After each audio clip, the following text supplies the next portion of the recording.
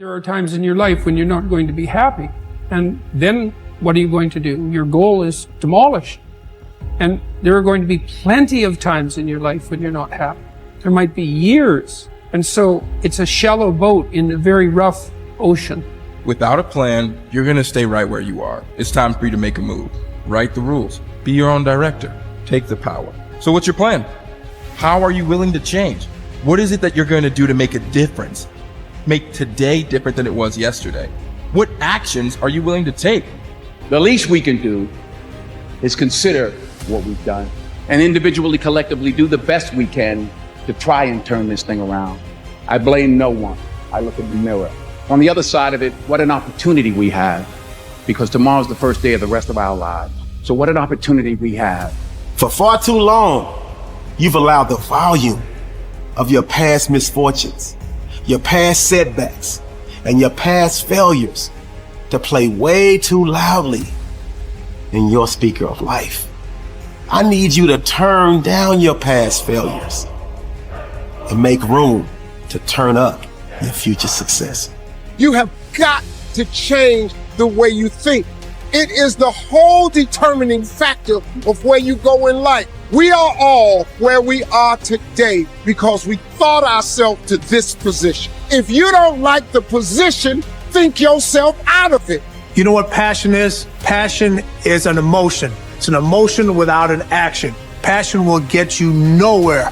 Inner drive will get you nowhere unless you act on it.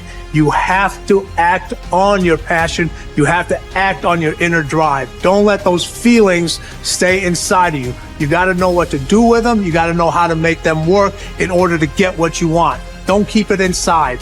And so embrace the fact that you're going to have to sacrifice and suffer to some extent. Once you've embraced that it's going to happen, it's almost not that bad. Push yourself, get it done, make it happen. Stop looking for external motivation and start building that fire inside of you.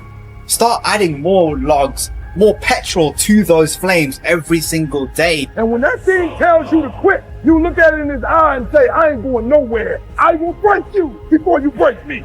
You will not defeat me. You will not destroy me.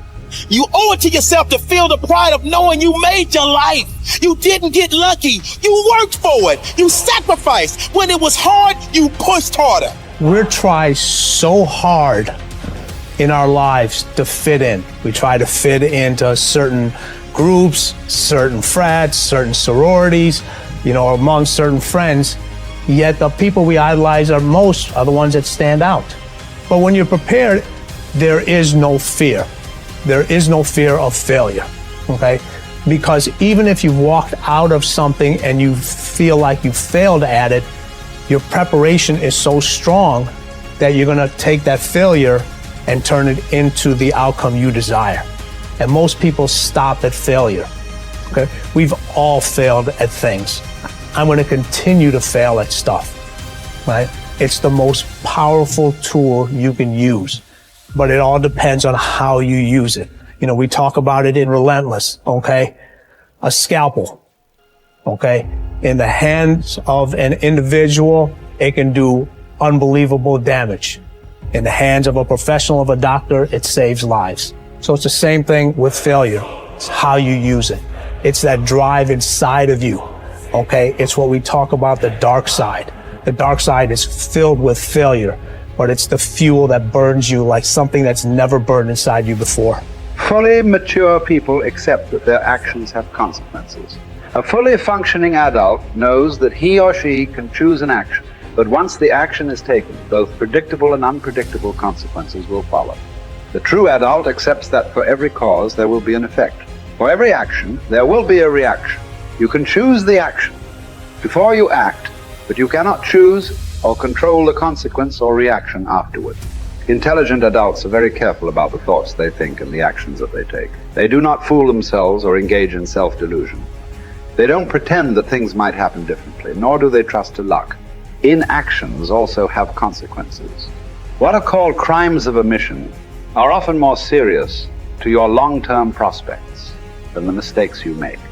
Omitting to think through your values, set clear goals, make plans, commit to excellence, and so on, can be disastrous to your possibilities of great success. The starting point of success is the acceptance of reality. What cannot be cured must be endured. Often people will come to me with challenges they are facing, and I will ask them this simple question: is this a problem or is this a fact? If it's a problem, it's amenable to a solution. There is something that you can do to change it.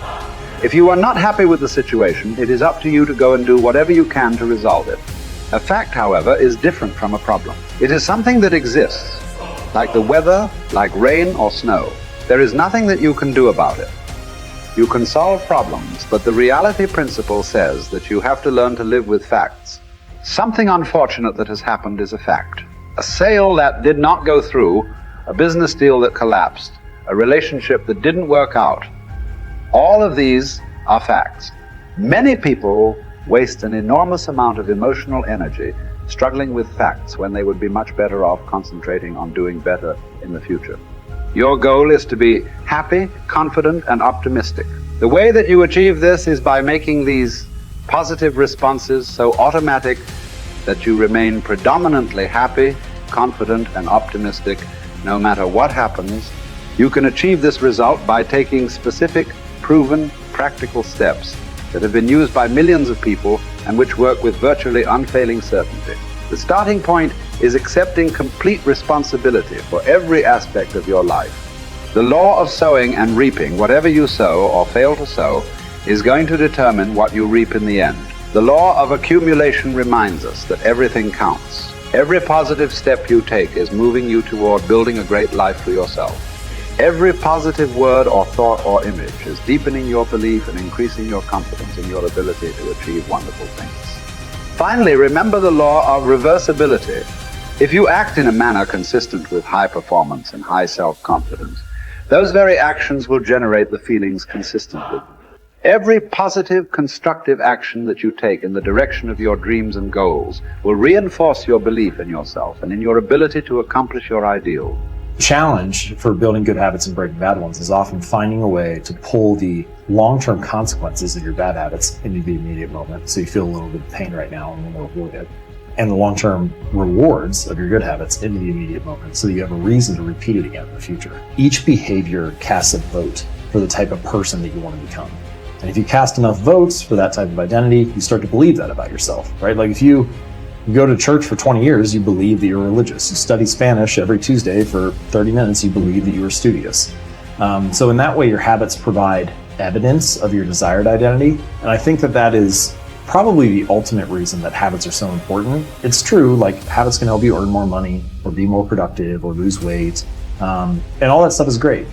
But in addition to the external results that habits provide, they also shape your sense of self. They are the engine or the avenue through which you learn to believe things about yourself. You have to have just one thing in mind: keeping on track, closing out all the noise and the clutter that gets in your way. You've got to identify your target. Let nothing stand in your way. You've got to keep your eye on the target until you've released the arrow. Let nothing capture your attention unless it's in the best interest of your ambition. If you don't keep your mind on what you're doing, if you don't keep focused on the task at hand, it could slip right on by you. Wherever you are, be there. Whatever you're supposed to be doing for the moment, do it. You can't be thinking of everything you have to do at one time, all the time. You have to concentrate on just one thing at a time, one project, one job. You have to take it one task at a time and complete it. Do what you've set out to do. Keep your mind only on that one task. Why? If you don't, you won't accomplish anything. Concentration takes a lot of discipline. It takes a lot of discipline to demand privacy, to keep the do not disturb sign on your door while you're in the middle of an important job. It takes a lot of discipline not to answer the phone every time it rings at home. That's why they make voicemail and answering machines, so you don't have to answer the phone every time it rings. Your family will appreciate an uninterrupted dinner hour. Your night work will get done a whole lot faster. Concentrate on the work at hand and demand of yourself the discipline to stay focused.